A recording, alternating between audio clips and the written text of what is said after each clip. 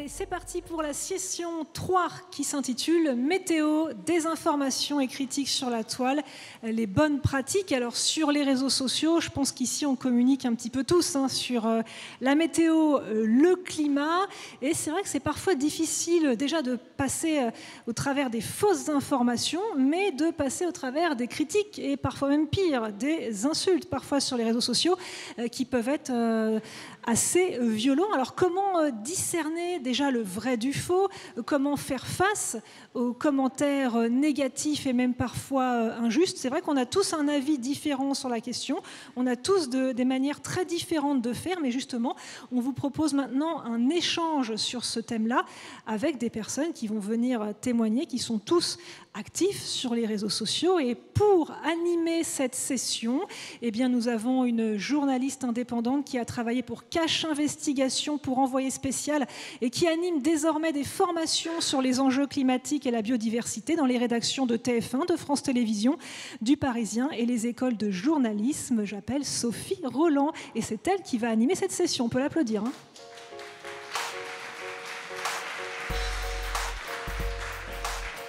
Merci, bonjour à tous.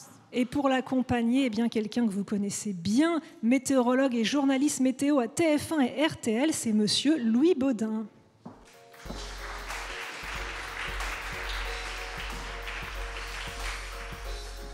Journaliste pour BFM, mais aussi Le Move, Virginie Ilson-Lévy.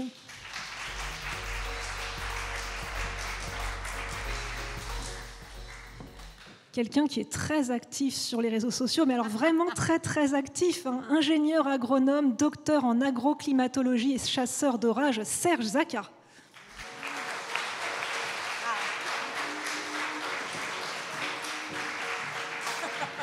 Et nous avons également une directrice des stratégies digitales et cofondatrice du laboratoire de recherche sur les enjeux du métaverse, l'ISCOM, Nathalie Badreau. C'est à vous, je vous laisse la main. Merci beaucoup. Bonjour à toutes et à tous. On est ravis d'être là pour parler d'un thème qui nous touche tous, sauf peut-être ceux qui ne sont pas sur les réseaux. Mais j'imagine que dans la salle, qui est sur les réseaux sociaux? Ok, donc je crois que ce thème va effectivement parler à tout le monde. Très bien. Alors, on va déjà faire un petit peu le constat, de savoir comment et pourquoi on y va, ou pourquoi parfois on n'y va pas. Virginie, je vais commencer avec toi. Toi, justement, tu viens des médias traditionnels, tu as présenté des bulletins météo, tu es journaliste sur BFM et aujourd'hui, tu as choisi depuis 2 ans d'aller sur les réseaux sociaux volontairement pour faire de la pédagogie, justement, sur ces enjeux climatiques. Pourquoi le choix de venir de médias traditionnels et de te lancer presque dans la gueule du loup? Et sur quel réseau vas-tu? Et dis-nous pourquoi, qu'est-ce qui t'a motivé? Alors déjà parce que je pense que ce sont des outils formidables pour faire de la pédagogie, comme tu l'as dit, mais aussi pour pouvoir mobiliser. Je pense que c'est ce qui nous manque aujourd'hui. On est de plus en plus informés sur les enjeux du changement climatique, c'est une bonne chose. On en entend de plus en plus parler dans les médias, dans les discours politiques. Peut-être pas encore assez, et ça c'est un autre débat, mais de plus en plus c'est sûr. Maintenant, pour pouvoir réussir cette transition écologique, je pense qu'il va falloir pousser à l'action le plus grand nombre. Et c'est ça qui est important et c'est ça qu'on peut faire avec les réseaux sociaux. Moi, je trouve, et je suis principalement sur Instagram, TikTok et YouTube, j'ai complètement fui X, mais on pourra en reparler parce que c'est une grande part du problème. Serge le sait mieux que moi, mais on va y venir. Il y a beaucoup de choses à dire là-dessus. Voilà. Je suis beaucoup plus donc, sur Instagram, TikTok et YouTube parce que je pense qu'on peut vraiment éduquer sur ces plateformes. On peut complètement réinventer le récit. Moi, ce que j'aime, c'est que je parle aux gens qui me suivent comme si c'était mes amis. Je les tutoie. J'essaye de faire des formats simples et accessibles parce que la science, c'est quelque chose qui n'est pas forcément... La littérature scientifique n'est pas forcément très accessible. Donc l'idée, c'est vraiment de ramener la problématique à aujourd'hui, ce qu'on est confronté. Ça peut passer pour plein de choses. Moi, j'ai fait des vidéos toutes simples. Par exemple, il n'y a pas très longtemps, une vidéo qui a bien marché où j'expliquais pourquoi l'huile d'olive, ça coûtait aussi cher aujourd'hui. Ça a un lien avec le climat. Les gens ne le savent pas forcément. Mais voilà, c'est ramener le problème à notre quotidien pour dire que le changement climatique, il est là, c'est aujourd'hui parce que l'être humain est fait pour justement tout simplement essayer... c'est là maintenant tout de suite, quoi. C'est ça, et c'est en ça que je trouve que c'est intéressant. C'est plus accessible, on peut faire beaucoup plus de pédagogie.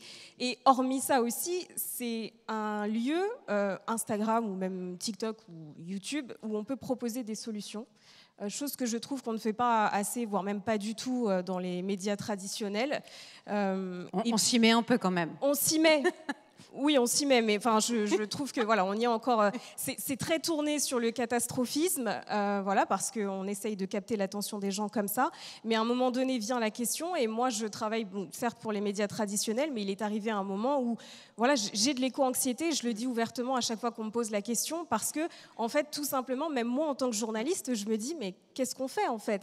Ok, il y a un constat. Je pense que le changement climatique est là. Tout le monde a compris, tout le monde a entendu parler de ça. Mais la question est, qu'est-ce qu'on fait ? Et je trouve que voilà, sur les réseaux sociaux, on peut répondre à toutes ces questions, présenter des solutions, présenter les gens qui sont engagés, et puis partager des conseils, des infos aussi bien qui soient tout simplement positives.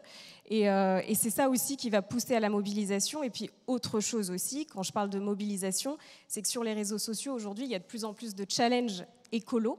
Des jeunes qui se mobilisent, qui se rassemblent, qui communiquent entre eux, avec des groupes qui se créent. Enfin, moi, j'en fais partie de plusieurs.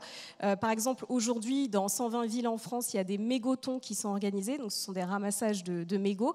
L'idée, c'est de sensibiliser, à dire pourquoi c'est important, en quoi un mégot, c'est une catastrophe pour l'environnement. Et donc, voilà, il y a vraiment des rassemblements qui se font. Et je trouve que les réseaux sociaux, c'est un outil formidable pour essayer de nous mobiliser et nous pousser à passer à l'action. Et tu le fais aussi sur le ton de l'humour, comme tes vidéos voilà, sur ton pote Climato, par exemple. Je sais pas si certains d'entre vous l'ont vu. Oui, j'essaye. En fait, c'est ça, c'est qu'on a une liberté de ton sur les réseaux sociaux qu'on n'a pas forcément dans les médias traditionnels où c'est très informel. Mais on essaye de mettre une petite touche d'humour parce que je trouve que c'est une bonne façon aussi de sensibiliser. Et oui, j'ai créé des formats, parfois même avec des amis, où on se parle comme si on était entre potes. C'est limite des petits sketchs où on essaye de faire passer un message derrière ça.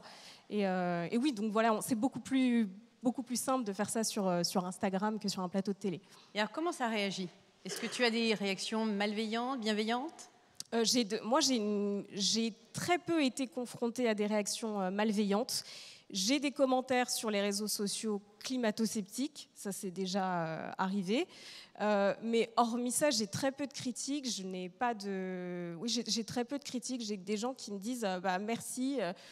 Tu m'aides à comprendre certains problèmes, qui me posent même des questions et ça m'inspire pour créer d'autres vidéos parce que c'est ça aussi, on a une proximité et je pense que la première des choses à faire, et même nous en tant que journalistes, c'est de répondre aux questions que se posent les gens, de se mettre à leur place et donc je ne suis pas vraiment confrontée à toute cette violence en ligne parce qu'encore une fois, je pense que j'ai fui le réseau social qui n'est pas le plus bienveillant aujourd'hui. Alors justement, ton voisin à droite, Louis Baudin. Louis, on connaît ta voix, ton visage depuis très longtemps sur les antennes de TF1 et la voix RTL. Et toi, tu as fait le choix de ne plus être sur les réseaux sociaux. Oui, exactement. Justement, tu les as fuis. Pourquoi ? Non, mais en fait, il y a peut-être aussi un problème de génération, ou en tout cas déjà bien occupé sur ces deux médias qui sont RTL et TF1, qui m'offrent en plus une vitrine assez extraordinaire. Mais c'est vrai qu'on a été d'ailleurs incité dès le début, quand c'est arrivé, que ce soit à TF1 ou RTL, à être sur les réseaux sociaux. Moi, je l'ai été. Et en fait, petit à petit, j'ai ralenti. Pourquoi ? Deux raisons. D'abord parce qu'il faut les alimenter, parce que c'est vrai que je ne pouvais pas être partout à la fois.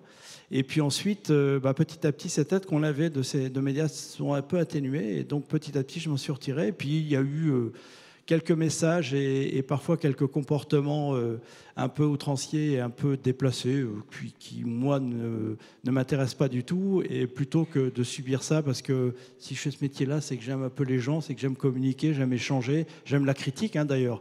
Quand on est météorologue, on est très humble, on ne fait pas le malin. Mais quand ça devient des propos qui sont absolument plus cohérents, qui ont plus d'arguments et autres, moi je trouve que ça nous rabaisse. C'est-à-dire que même moi je m'auto-censurais en disant non, ça tu vas pas le dire parce que ça tu vas. Et ça j'ai arrêté très vite. Et aujourd'hui je me concentre sur essayer de bien faire ce que je peux sur deux médias où j'ai une chance d'avoir une vitrine incroyable. Et puis maintenant, je vais beaucoup plus loin avec des conférences où là, j'ai le temps de correspondre, d'échanger avec les gens, de remettre les choses à leur place. Et ça voilà, c'est ma petite participation à ce débat.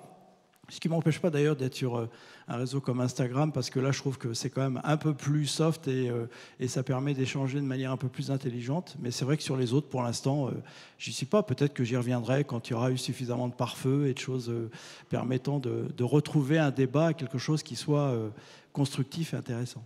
On va parler des pare-feux avec Nathalie juste après. Et ton voisin, alors Serge, justement, le voisin de Nathalie, lui, alors, toi Serge, tu prends du temps sur les réseaux, hein, ça, la pédagogie, tu en fais, tu prends le temps de répondre, de nous informer. Les journalistes, d'ailleurs, t'adorent pour ça. Moi qui fais des formations, quand je dis Serge, vous pouvez l'appeler, il va toujours répondre. Vous êtes un 25 décembre, vous ne savez pas ce qui se passe, allez sur Twitter, parce que Serge, il a expliqué ce qui se passe. Et ils adorent. Mais des fois, ça va très loin, parce qu'effectivement, tu es contesté par un certain nombre de gens sur les réseaux qui vont t'envoyer des tweets pas sympathiques du tout. Explique-nous déjà quel était ton déclic pour avoir envie de consacrer du temps à aller sur ces réseaux sociaux et faire de la pédagogie comme tu le fais. Je ne sais pas ce qui m'a pris ce jour-là. Alors, en réalité, si vous vous rappelez bien, en avril 2021, on a eu un épisode de gel très important sur l'agriculture qui a provoqué 2 milliards d'euros de dégâts. C'est la plus grosse catastrophe agricole depuis 1945.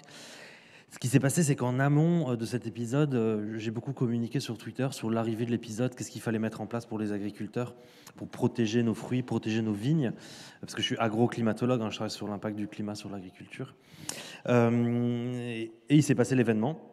Et là, quand l'événement s'est produit, il s'est passé des choses incroyables. J'ai reçu des appels de tout le gratin de l'agriculture, le ministre de l'Agriculture, et qui m'ont dit « Vous êtes qui ? C'est quoi être agroclimatologue ?» Alors que je travaille à l'INRA. Alors ce qui m'a paru juste incroyable, ça veut dire que tout ce que je faisais jusqu'à présent en tant que chercheur, donc des articles scientifiques, n'étaient pas lus par les personnes concernées, le ministère de l'Agriculture et les agriculteurs. Et là, je me suis dit, soit tu continues à faire la même chose, personne ne te lira, tu ne sers à rien, soit tu vas sur les réseaux sociaux et tu continues à expliquer ce qui se passe sur les sécheresses, les canicules, qu'est-ce qu'il faut mettre en place, quelles espèces, quelles variétés, quel type de sol. En gros, il faut aller plus loin pour garantir une sécurité alimentaire en 2050, parce que c'est sûr que si on ne lit pas les articles scientifiques, en 2050, on n'aura pas du tout fait une transition, une adaptation nécessaire pour s'adapter à un climat plus chaud, parce qu'il y a plein de solutions, il faut juste les connaître. Donc moi, mon principe, c'est pour comprendre ce qu'il faut faire, il faut comprendre qu'est-ce qu'il se passe. Et c'est sur ça que je travaille, mais très appliqué au milieu forêt et agriculture, en essayant de comprendre ce qu'il se passe et ensuite expliquer qu'est-ce qu'il faut faire pour éviter les pertes de rendement qu'on a eues. C'est pour ça que je suis malheureusement sur Twitter, parce qu'à l'époque, ce n'était pas exactement comme c'est maintenant. C'est sûr. Il y a eu des changements, un rachat, n'est-ce pas, qui a changé pas mal de choses. Moi, de modérateur, très clairement sur X, anciennement Twitter, j'arrive pas à dire Twitter d'ailleurs personnellement. Et donc, justement, il y a des moments où quand tu vas informer, tu as eu des retours vraiment très violents de la part de certains internautes. Est-ce que tu peux nous raconter justement, citer un ou deux exemples de ce qui t'est arrivé, jusqu'où ont été ces menaces, voire ces insultes, et comment tu as réagi ? Alors, je vais nommer ces comptes. Je ne suis pas du genre à cacher les comptes. Donc, on a par exemple Météo 60, un compte d'une personne qui travaille sur la météorologie, qui est un site internet qui peut être très intéressant, mais qui fait des attaques pas forcément chiffrées sur le changement climatique, qui va faire des attaques personnelles. Donc, quand on dit ad hominem en français, il me semble, c'est-à-dire Serge Zakar, regardez avec son chapeau, il paraît ridicule, comment vous voulez qu'il soit un chercheur. Ah oui, carrément, t'attaques sur ton chapeau. C'est ça, le chapeau, les bracelets, la façon de s'habiller, la façon de parler, la façon de répondre. Donc, sur le fond de ce que tu as dit. Pas du tout sur le fond de ce qui est dit. Alors, il y a une tendance climato-sceptique à déceler dans le personnage aussi sur... l'homme n'est pas à la raison du changement climatique. De toute façon, le changement climatique, on va s'y adapter, on a plein de solutions. Ce qui est le cas en agriculture, mais pas le cas par contre dans tous les domaines de l'économie. Après, il y a d'autres personnes qu'on va dire qui m'attaquent plus particulièrement, et c'est l'une des seules personnes d'ailleurs du milieu agronomique, puisque dans le milieu agronomique, justement, on m'écoute beaucoup. Par exemple, un des représentants de la Confédération de coordination rurale, qui est un syndicat agricole, pour lui, il n'y a pas de changement climatique. Le blé, tout va bien, les forêts, tout va bien, le maïs, continuons, aucun problème à signaler en agriculture. Donc là, typiquement, c'est des personnes qui vont venir m'attaquer sur aussi mon physique. Il n'y a pas de fond vraiment particulier. Et ce qu'on observe de plus en plus, c'est qu'on avait au début quelques climato-sceptiques qui venaient essayer de nous faire un petit gribouillis de chiffres et de graphiques pour nous montrer qu'il n'y avait pas de changement climatique. Mais de plus en plus, ce qu'on observe, que ce soit pour moi ou pour mes collègues, c'est qu'on attaque les personnes. Pour les femmes, c'est les enfants et puis leur sexualité. Pour les hommes, alors pour moi, c'est le chapeau ou alors d'autres aspects de ma vie privée. Et pour d'autres personnes, en gros, ce sont des militants ou ce sont des personnes qu'il ne faut pas écouter parce qu'ils sont militants. Non.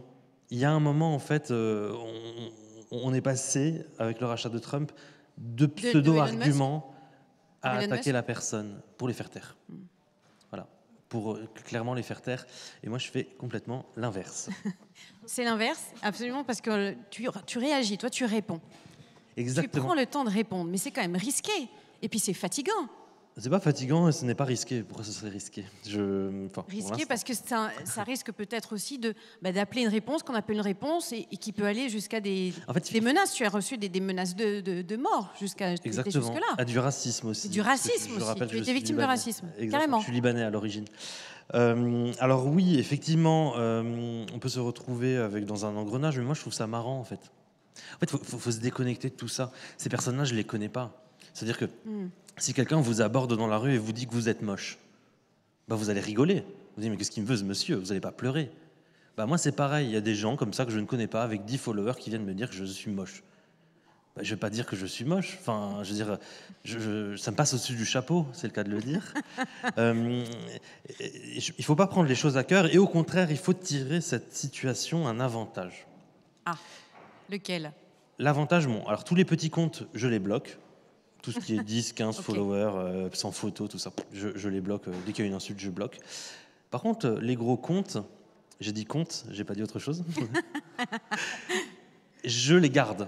Okay. Parce qu'ils donnent de la visibilité. On a par exemple du Silviano Trotta, on a par exemple des personnes de la famille de Villiers, on a par exemple des personnes parfois d'extrême droite, parfois d'extrême gauche, qui vont raconter n'importe quoi sur l'environnement, exagérer les choses, ou alors comment dire, l'inverse d'exagérer, je ne sais pas comment on dit, et les diminuer. En réalité, ce qui est intéressant avec les algorithmes, c'est quand deux gros comptes s'attaquent, c'est très visible. Et ce qu'il faut qu'ils comprennent, les climato-sceptiques, quand ils m'attaquent personnellement, avec leurs 3 likes qu'ils peuvent avoir sur le post, c'est qu'ils me donnent plus de visibilité pour les jeunes qui aiment le clash dans cette génération. Les jeunes, ils aiment bien voir les personnes s'envoyer des gros boulets dans la gueule. Eh bien, c'est ce que je fais, je leur réponds et parfois j'ai 100, 200, 300 personnes en plus qui me suivent et qui ensuite interagissent, sont contents, ils me découvrent, ils envoient des messages, ils me disent « Oh là, je vous ai découvert parce que vous avez répondu à telle personne, j'ai appris plein de trucs sur l'agriculture ». C'est ça, en fait, il faut tirer le positif de tout ça et puis attirer encore plus de jeunes. De toute façon, sur Twitter, ça se voit rapidement.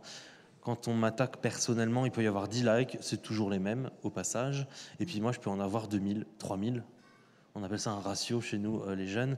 C'est qu'en fait, la réponse de la personne a plus, on a plus de poids sur la réponse qui contredit la personne qui nous attaque.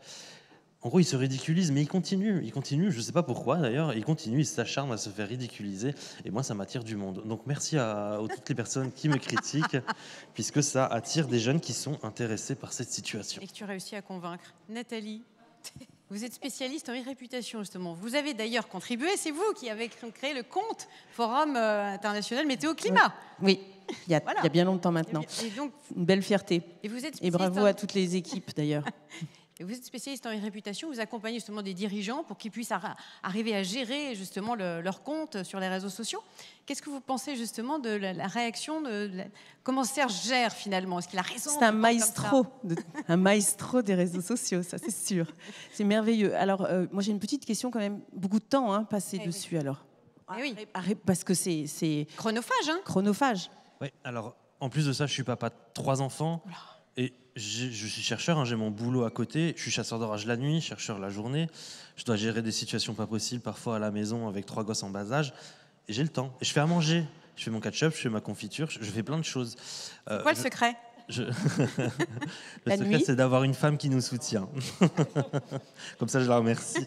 Alors, en réalité, ce qui est intéressant, c'est que j'ai un boulot très prenant de data analyse, de code, qui parfois me prend un peu la tête. C'est compliqué, c'est pas un boulot facile, avec beaucoup de stress aussi par rapport aux médias. Et moi, ça me permet de me détendre. Je me dis, tiens, aujourd'hui, je vais aller sur ce compte-là. Il raconte de la merde. Ah bah tiens, je vais lui faire un ratio. Et bah, vous savez, je suis dehors, je prends un verre ou je fume la cigarette électronique et puis je réponds. Et moi, ça me détend, ça me fait plaisir. Et puis après, je vois les réactions. Ce qui me fait plaisir, c'est de voir les réactions des personnes qui vont dire, mais arrête de raconter de la merde sur le climat. Regarde, tu viens de te faire casser. Arrête de répondre, tu te fais ridiculiser. Et ça me fait plaisir, ça me détend dans un boulot qui est particulièrement stressant. Et ça prend combien de temps par jour, des fois? Alors, en période caniculaire, mais c'est mixé aussi parce que Twitter est un outil de travail. En période d'inondation, ça peut prendre du temps aussi? Oui, en fait, c'est sur les parties agricoles. C'est plutôt les canicules, les sécheresses en été qui impacteront l'agriculture. Les inondations, ça va impacter les semis, mais c'est moins visible pour le grand public. Donc, sur les périodes d'impact agricole, ça peut me prendre jusqu'à 12 à 15 heures par jour. Hein? Voilà. Alors comment tu fais tout ce que parce tu qu'en nous as fait, dit que c'est tu un ferais? outil de travail. C'est-à-dire que je suis là en contact avec les journalistes en même temps sur Twitter, mais en même temps contact avec des bonnes personnes. J'échange avec les agriculteurs sur la situation de terrain, mais aussi je réponds aux insultes. Enfin, je fais tout en même temps. Donc ça peut me prendre jusqu'à 15 heures par jour Twitter. C'est-à-dire, en gros, du matin au soir. Mais ça, c'est très ponctuel, hein. Et tous les passionnés de météo ici, quand il y a un événement climatique particulier, mais on est toute la journée connectés. Moi, je suis connecté sur Twitter.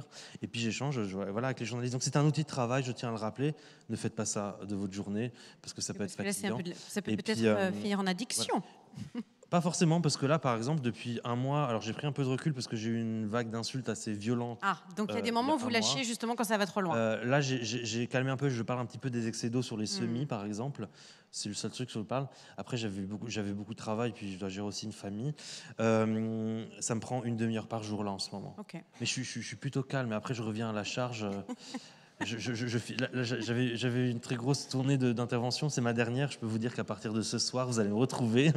D'ailleurs, Serge is back. J'ai commencé il y a 2 heures. Vous pouvez ça voir promet, parce sur que déjà Twitter. ce matin, tu tweetais justement. Ah oui, non, c'est bon, maintenant je suis reparti. Donc voilà. Après, j'ai une vie personnelle que je sais quand même faire la part des choses.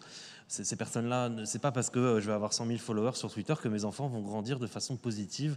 Donc voilà, j'ai quand même une vie personnelle et je sais faire la part des choses. Alors Nathalie, tout le monde n'est pas Serge. Ah non, mais le panel est assez intéressant d'ailleurs parce qu'on a quelqu'un qui est complètement féru, on a quelqu'un qui est dans la pédagogie et qui a choisi, et je comprends, de rester sur Instagram parce que c'est beaucoup plus, entre guillemets, lisse, et puis quelqu'un qui a été atteint finalement par tout ce qui se passe de négatif sur ces réseaux sociaux. Donc c'est assez représentatif du bien et du mal de ces outils qui sont une véritable agora où on y trouve autant de bien que de mauvais. Et malheureusement, il faut des gens qui... évidemment, mais il faut quand même des gens qui y restent et qui luttent, parce que sinon on laisse la place voilà. Mais ce n'est pas pour tout le monde, je vous l'accorde. Et alors, est-ce qu'il faut aussi aller plus loin dans la régulation, en fait, de ces réseaux sociaux? On sait déjà qu'il y a... L'Europe vient de réguler. Il y a un Digital Service Act qui a été mis en place. Normalement, il devrait justement avoir plus de modérateurs. X, normalement, devrait le faire. Est-ce que ça suffit? Est-ce qu'il faut aller plus loin? On est bien conscient que ça ne suffit pas et on est bien conscient que c'est, à mon avis, complètement impossible de véritablement réguler. C'est un monstre. Enfin, les réseaux sociaux sont entre la technologie et les bots qui font que de toute façon, ça arrive de partout et on ne sait pas d'où ça vient exactement, mais ça n'arrête pas d'arriver, les tirs groupés.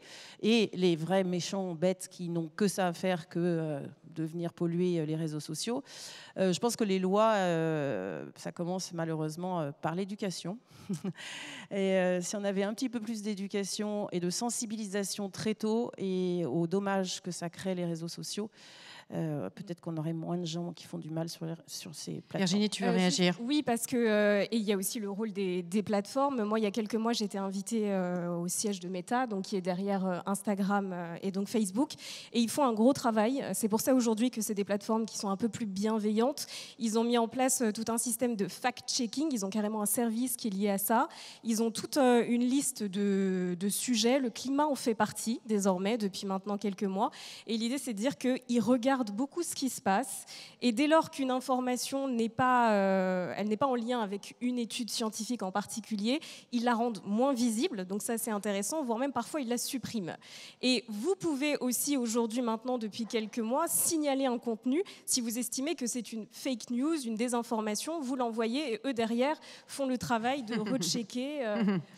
Alors, Serge veut réagir et Nathalie aussi.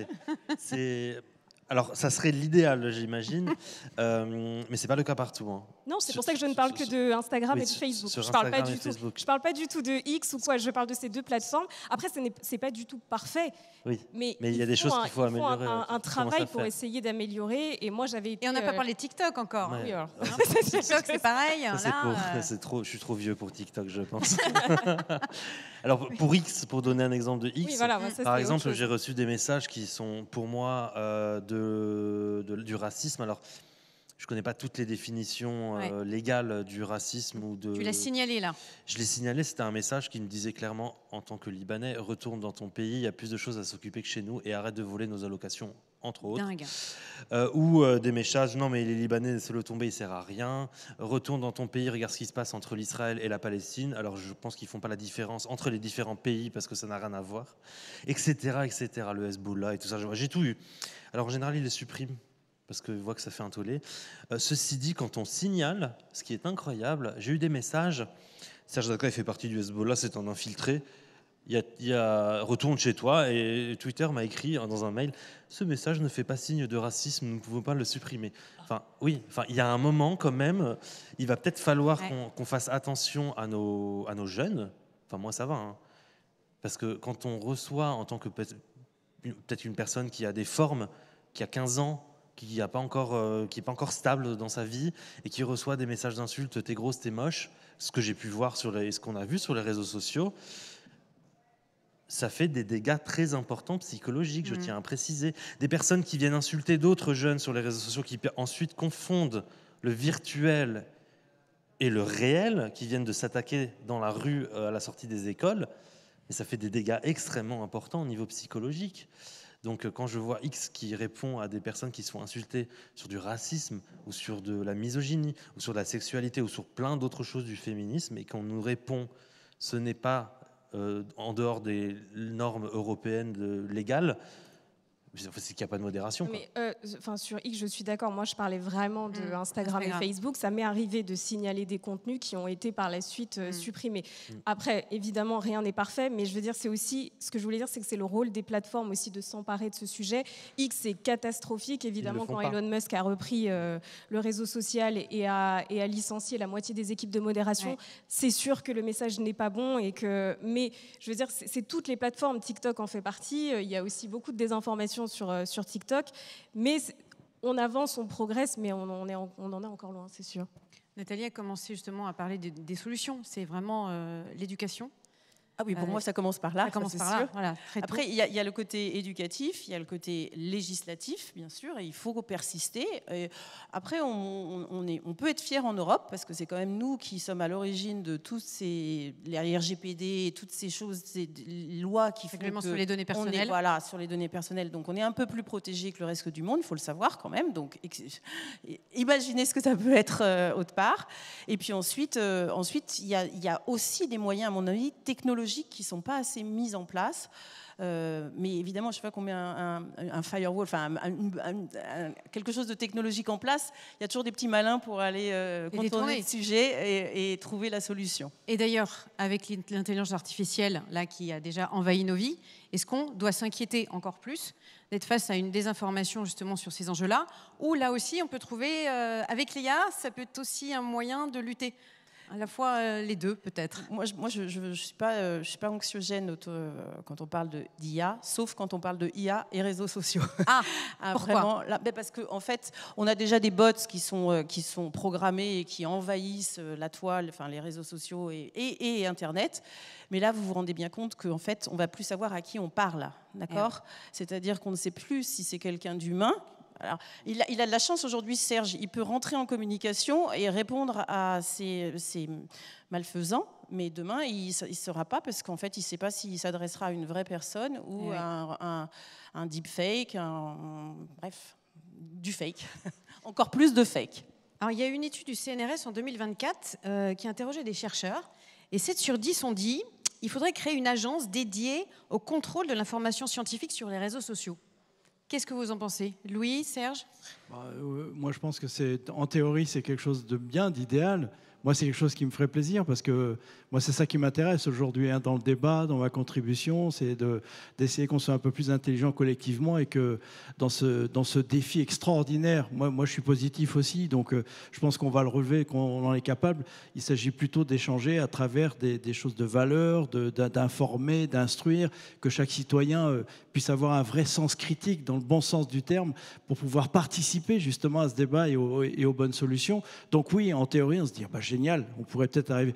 On sait très bien qu'en pratique, vous l'avez dit tout à l'heure, on arrivera toujours à contourner, on arrivera toujours. Et donc, il va falloir éduquer. Moi, je crois que c'est ça le summum de ce qu'on pourra faire demain. Et puis ensuite, oui, essayer de trouver quelques pare-feux par moment pour essayer de temporiser un peu. Mais bon, on sait très bien qu'on n'y parviendra pas, même si nous, notamment en France ou en Europe, on essaie d'être un peu plus vertueux. On sait bien qu'ailleurs, c'est vraiment pas la première question. Serge, tu voulais réagir, je crois. Alors, ça va peut-être vous étonner, moi je suis plutôt contre. Pourquoi je suis contre la création d'une agence de contrôle? Alors déjà, de 1, parce que j'aurais plus rien à faire sur les réseaux sociaux, là je vais m'ennuyer.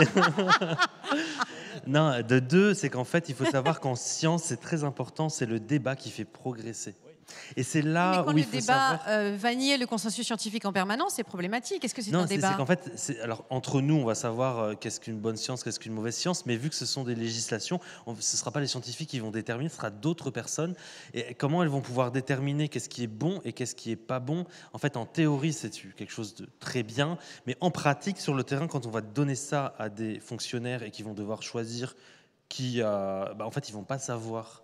Et donc, on va se retrouver avec des personnes qui vont être censurées, peut-être qui ont juste trouvé quelque chose de nouveau, qui peut reverser une situation scientifique, pas forcément sur le changement climatique, mais en médecine, ça arrive de temps en temps, ou sur les produits cancérigènes, ou sur les pesticides également, ça arrive. Et il faut pas bloquer le débat.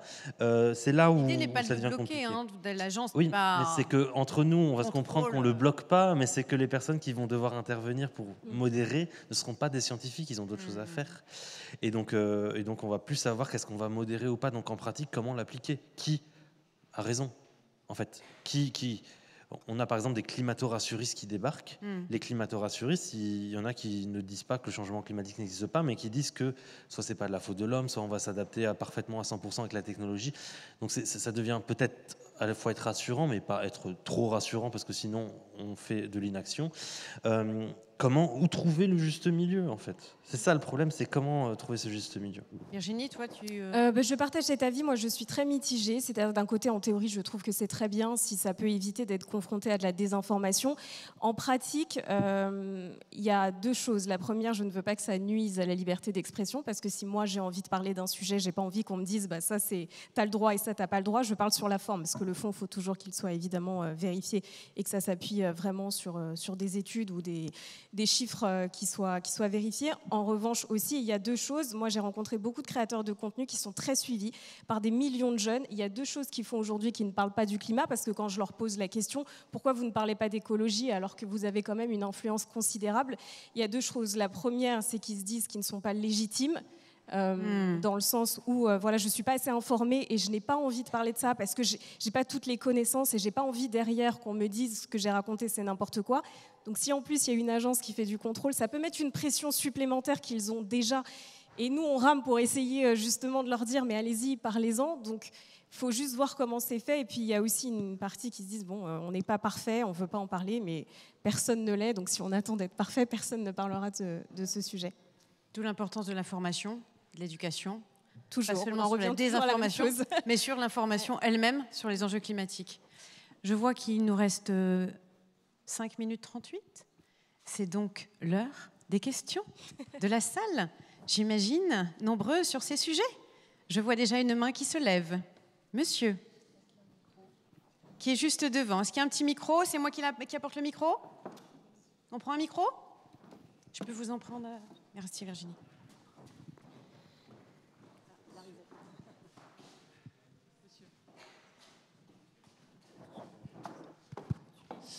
Bonjour, merci pour cet exposé très intéressant.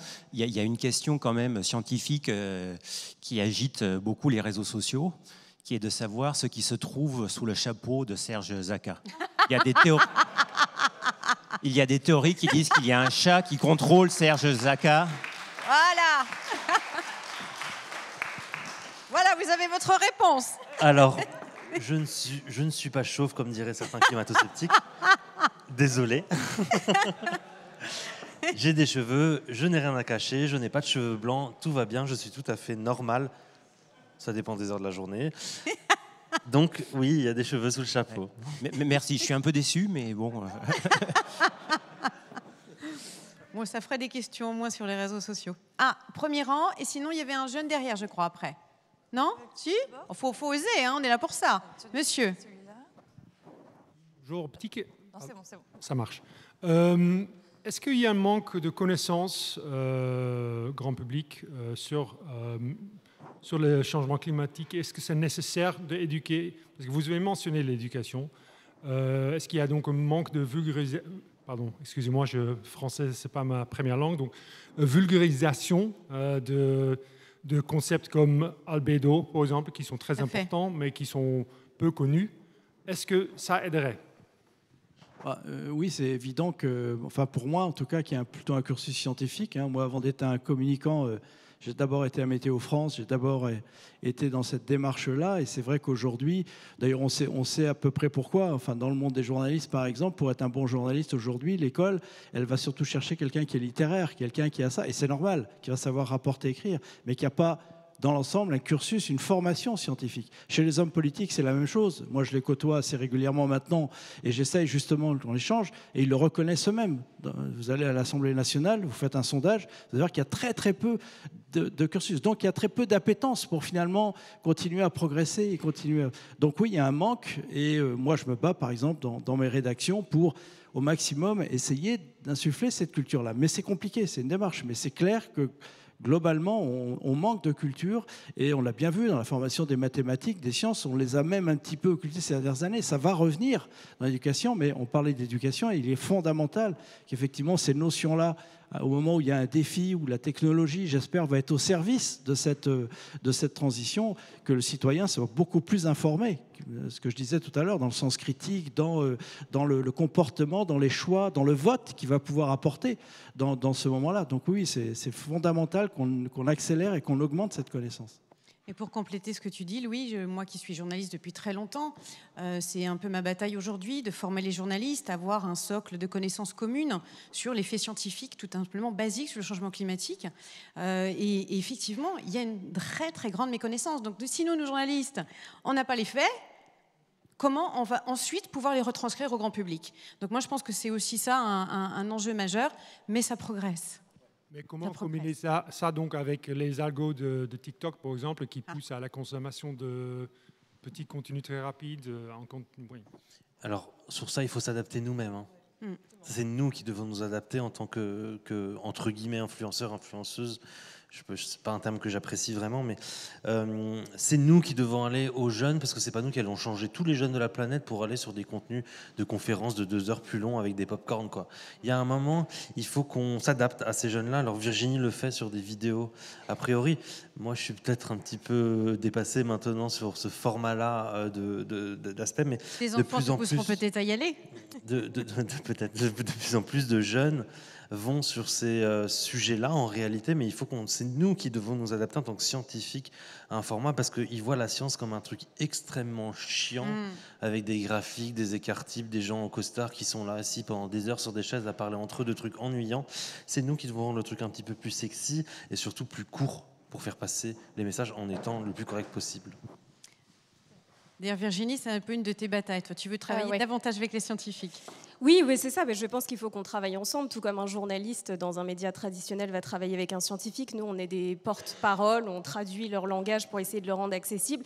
Sur les réseaux sociaux, il faut exactement que ce soit la même chose, qu'on travaille plus en commun. Et juste pour répondre à la question, moi, je pense qu'aujourd'hui, on peut faire de la pédagogie avec une vidéo d'1 minute 30. C'est absolument pas gênant, c'est ce que je fais. La question, c'est comment on le fait. Moi, j'avais fait une vidéo parce qu'on m'avait demandé c'est quoi les limites planétaires, je comprends rien.